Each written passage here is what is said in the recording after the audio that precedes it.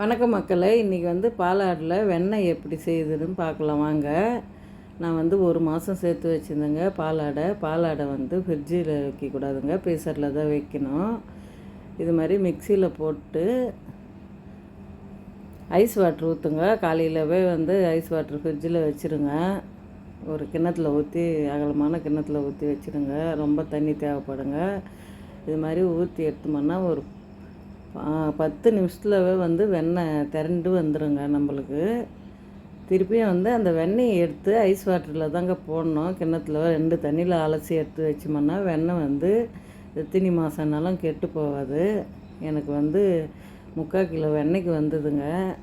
நான் வந்து அப்படியே எடுத்து வச்சுட்டேன், நெய் காசலான்ட்டு. கொஞ்சம் வந்து வெண்ணெய் வீட்டுக்கு யூஸ் பண்ணிக்கலான்ட்டு அப்படியே ஃப்ரீசரில் வச்சுட்டேன் எடுத்து. இது மாதிரி எத்தனை பேர் வெண்ணெய் எடுத்தீங்கன்ட்டு கமெண்ட் பண்ணுங்கள். பிடிச்சிருந்தால் லைக் பண்ணுங்கள்.